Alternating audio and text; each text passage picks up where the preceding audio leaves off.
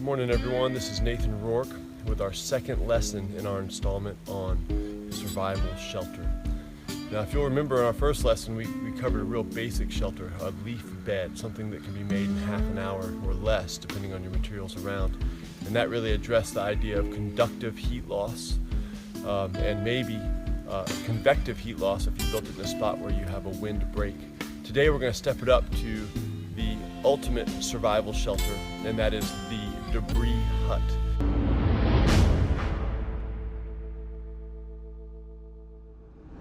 Now, debris hut addresses conductive heat loss, souped up. It addresses convective heat loss to a maximum degree, so it really creates a nice capsule of dead air space around your body that your body can heat up and the wind hopefully won't take away at all. It also addresses evaporative heat loss, so that is about rain coming down or snow coming down and getting you wet. And when you get wet and that moisture evaporates from your body, it takes heat away, and it takes that heat off into the atmosphere away from your body. It's a good way to freeze to death. So staying dry is a real important element in surviving and protecting that crucial 98.6 degrees that we talked about last time. And then always, when we're talking about survival shelter, we want to up our radiant heat gain. So that means either incorporating fire or incorporating the sunshine to preheat and maintain heat into your survival shelter. So again, we found ourselves on this south-facing slope, so we get sunlight all day long on this nice fall day.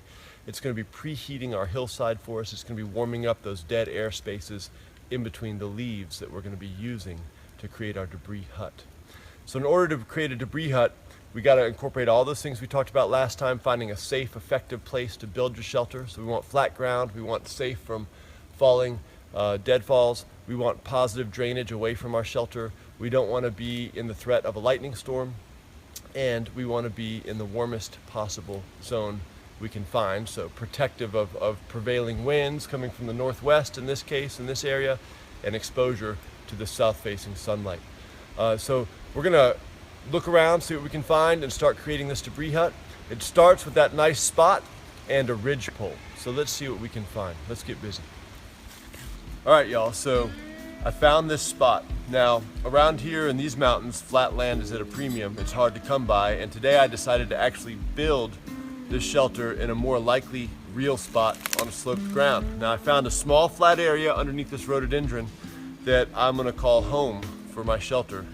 And shelter starts with a good solid ridge beam. Now this ridge beam's got to be a pretty solid piece of wood. It's going to hold up maybe a couple 100 pounds of leaves and sticks when it's all said and done. So if it's a rotten piece of wood, if it's a piece of wood that's going to break, you might be making yourself a stick and leaf deadfall to sleep in for the night. It might end up breaking on you in the middle of the night, and that wouldn't be very fun. So make sure this is a good solid ridge pole.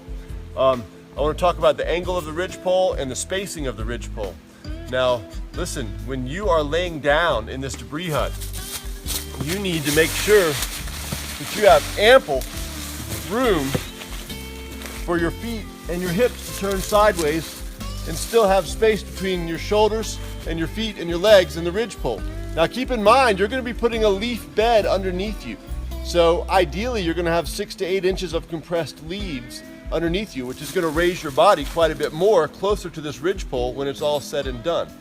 Now what you would like is room to roll and move around in your debris hut, but not excessive room, because excessive room means more space that your body has to heat up. So you need just the right amount, meaning room to move and roll, but not a mansion inside. A mansion will not be efficient. You'll have way too much space for your body to heat up and you'll be cold. Okay, so keep in mind about 6 to 8 inches between your shoulder and the ridge pole, imagining laying on 6 to 8 inches of leaves. Same thing with your feet. As you curl up, think about the idea of space where your feet are going to have room and not be touching the ridge pole when you add a leaf bed underneath you. Okay, now as far as setting your ridge pole up, you got options. If you can find a nice fork in a tree, that's the best, strongest, easiest option. Now, we're not carrying a lot of tools with us today. We're carrying what you have in your pockets. So you might have a pocket knife. You might have some string, but maybe not. And so a fork in a tree with a ridge pole is ideal, very strong. If you don't have a fork in a tree, you can take some forked branches and create an interlocking tripod with your 2 forked branches being 2 legs of the tripod and your ridgepole being the third leg of the tripod coming out and creating a nice steady structure. What I have here is kind of a combination of the two. I have a fork in the rhododendron branch, and I've added a second forked branch underneath for reinforcement. So I have both a fork in the tree and a forked branch holding up my ridgepole and keeping it secure.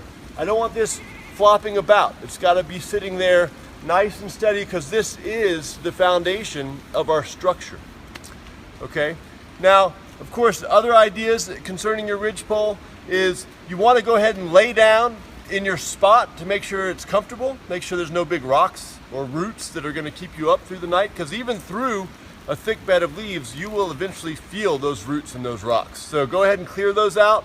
I also like to dig a little hip hole, a little depression right where my hip or my butt is. It helps me sleep a lot more comfortable, just a small depression in the ground. All right, and you'll see here, I've gone ahead and thrown some logs, some wind-blown logs that were in the area.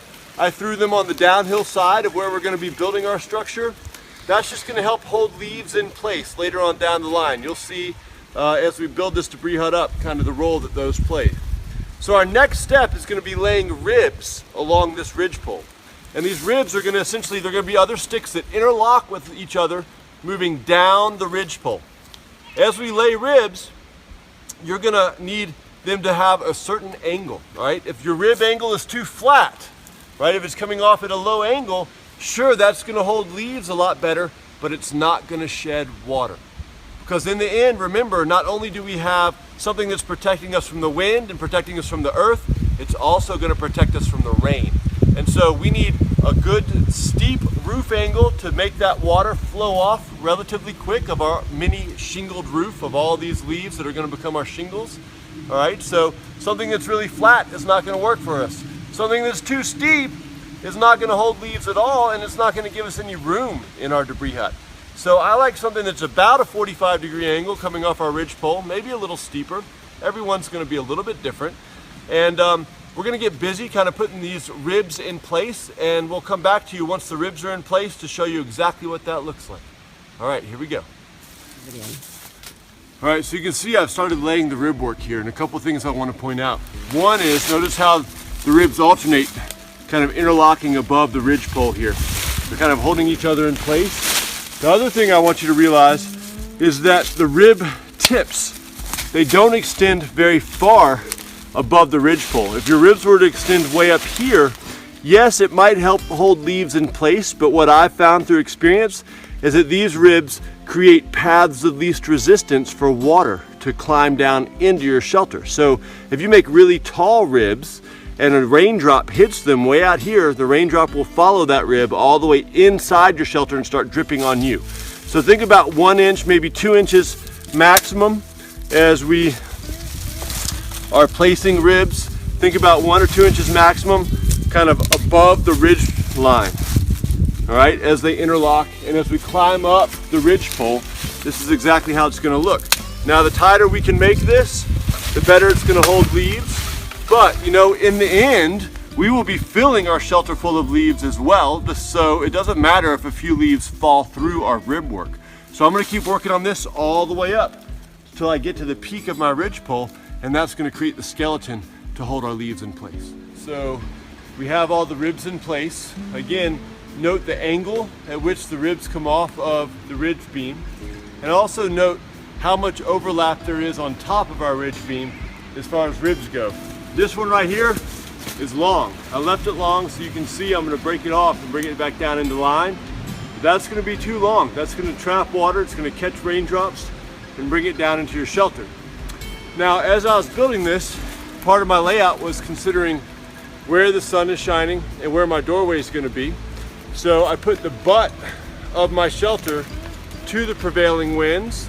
I put my doorway to the rising sun, because after a night in the woods, catching those first easy rays of sunlight to warm you up sure feels good.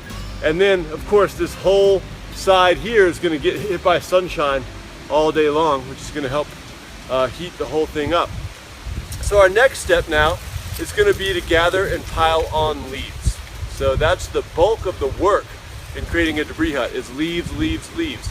And I'm going to tell you, y'all, most people give up on gathering leaves long before they're done, okay? Because in the end, you want walls on your debris hut outside of this framework that's at least 2 feet thick. More would be better, but at least 2 feet thick all the way around this skeleton of a frame. And then we want to cram leaves into the debris hut, okay? And we're going to cram leaves into the debris hut. We're going to lay on top of them for a little while, roll around, compress them, and then cram more leaves into the debris hut. We want so many leaves to surround this. Now those leaves again are going to create little air pockets in between each one of them. And that's what's going to create our insulation, is that dead air space. So you have a capsule of dead air space created by the framework and the leaves inside the debris hut. But then all around you are thousands and thousands, probably millions of little dead air spaces of trapped air between each pair of leaves. So we're going to create all these dead air spaces, and then also the leaves act as shingles.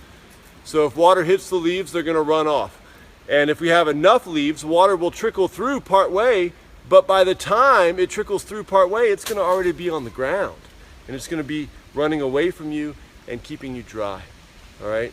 So the idea, 2 foot thick walls at least, and then we're going to fill up the inside with leaves. So we got a lot of leaf gathering to do. Now I mentioned before, y'all, I've been, the first debris hut I slept in was about 30 years ago. So I've been making and sleeping in debris huts for a long time, and I have taught this a lot of times, and most people on their first 1 or 2 debris hut experiences fall short on the gathering of the leaves. I can't stress this enough. And honestly, over the years, what I've decided is that people just need to sleep cold a night or two to realize how important all these leaves are. Because if you do it right, it makes a big difference. So we're going to gather a bunch of leaves here and start getting this thing in shape. All right, here we go.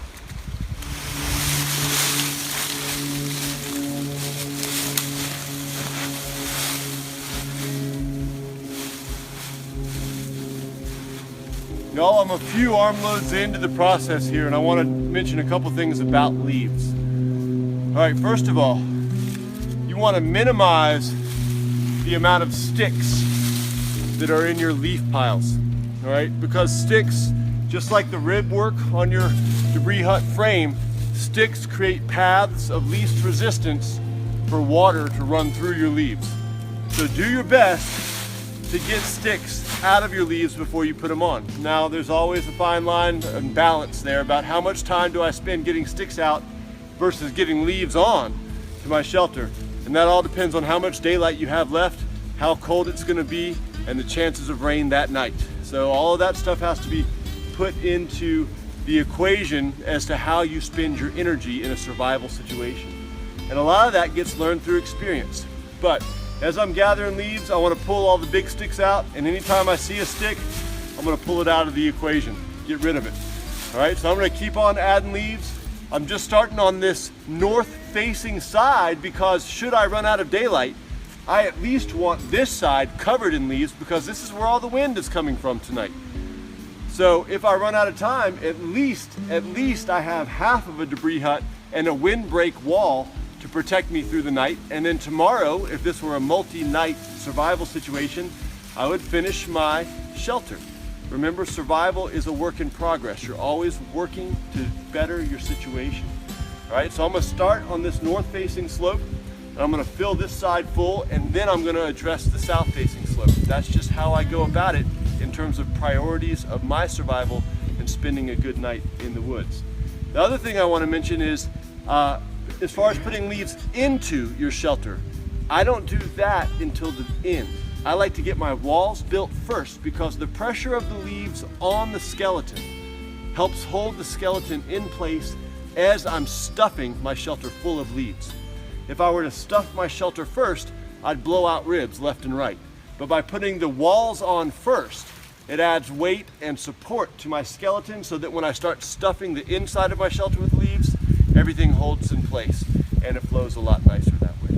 All right, so I'm gonna keep on working here and we'll check back in when I'm done with the leaves. All right, so we have the leaf walls up. And the final step to the leaf walls is to go ahead and find some relatively lightweight, more spread out, feathery type branches to lay on top of your leaf walls as a light compression to your walls. And above everything else, it's really just to hold everything in place when the big winds come. You don't want your leaves to take off on you, like they're trying to right now. Just kind of weaving these in. This one's a little funny.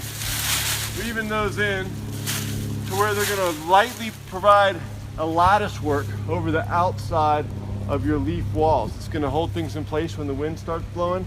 It's going to lightly compress the leaves, which makes them a little bit more weatherproof. All right. And then, I also want to point out this. In the beginning of the shelter, you noticed, and I mentioned, I took a bunch of the old rotten logs in the area and I kind of built a retaining wall on the downhill side of our debris hut. You can see now how this retaining wall has come into play. It's kept our leaves from sloughing off the outside of our shelter and running on downhill.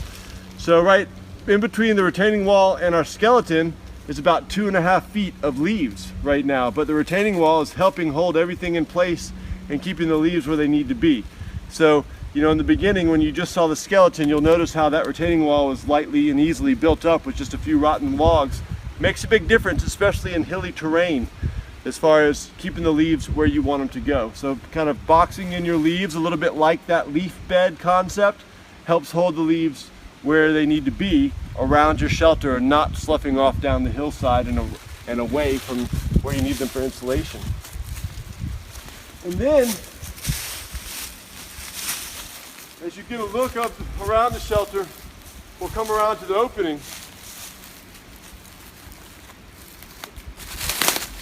And take a look and see what that opening looks like now. I have filled in the opening with leaves. So now it just looks like a giant squirrel's nest. We have a structure of skeleton of logs and sticks and surrounded by leaves and now filled with leaves. And then the last step is for me to nestle down into those leaves and create space for my body in and amongst them. Now, we're going to do that here in a second, but before we get there, I want to mention a couple easy notes that you should consider when building a debris hut.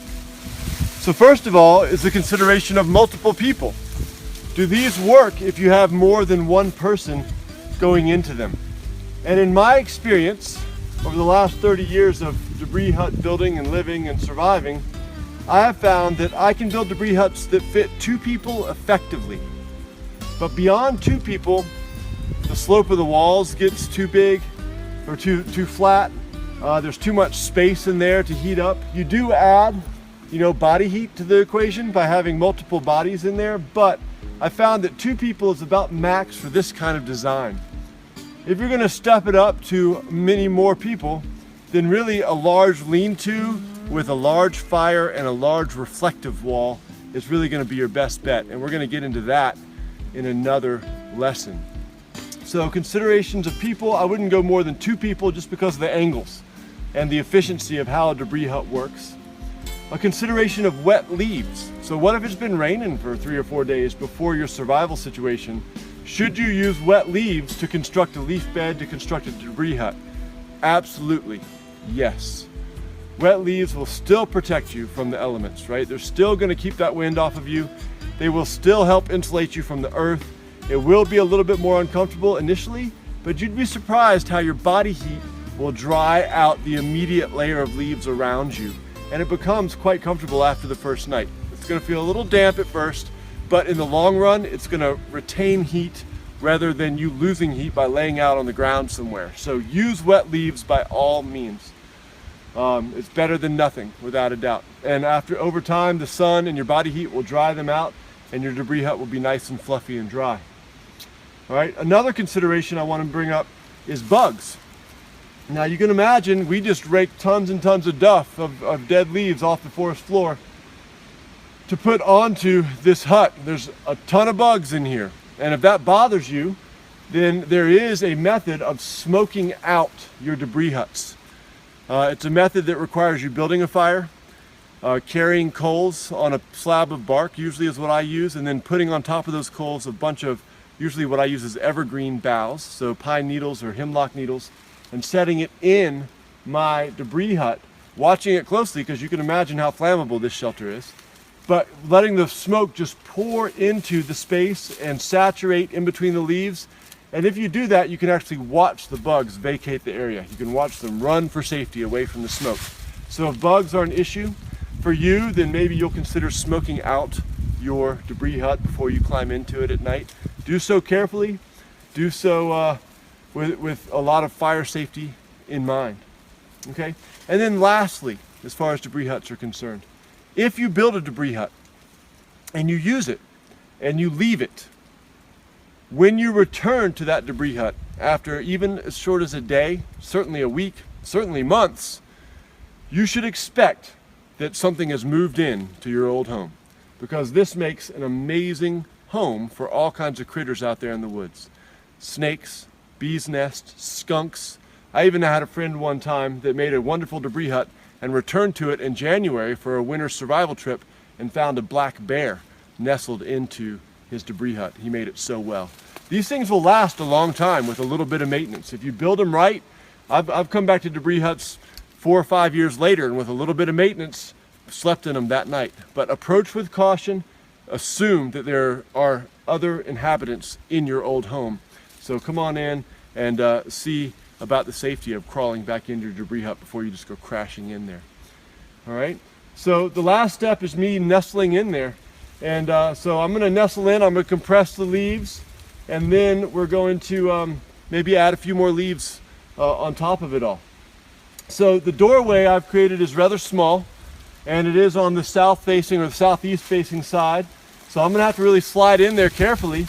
And then a lot of folks like to create a plug. So they crawl in there, they get nestled, and then they pull a layer of leaves, or even they weave a doorway to plug up their head hole to make sure that all that heat is being trapped in and around them. I do that sometimes. It depends on how cold I think the night is going to get. If it's really, really cold, then I want to trap all that heat necessary. If it's not going to be super duper cold, I like the sensory awareness of being able to look outside my shelter and hear outside my shelter and smell outside my shelter. So I like to keep my eyes or my head available to what's going on around me. All right, so we're going to ease on in here and see if we can do this carefully. It's going to be a little tight fit. We'll give it a go. Compress leaves as I go in.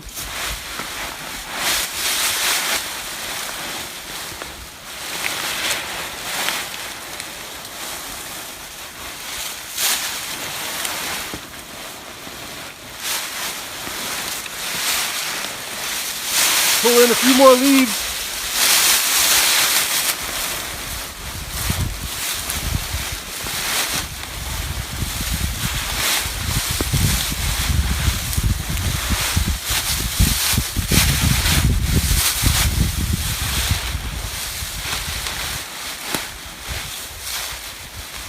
Now, you all can see I'm in here. I have a little bit of space between my shoulders and the ridge beam. As I crawl out, I'm going to add some more leaves right here where my torso would be to loft me up a little bit, to give me a little bit more insulation under my torso. But all in all, it feels good all the way down to my feet. I got plenty of foot room in there. I got a good comfortable sleeping pose. I can move around.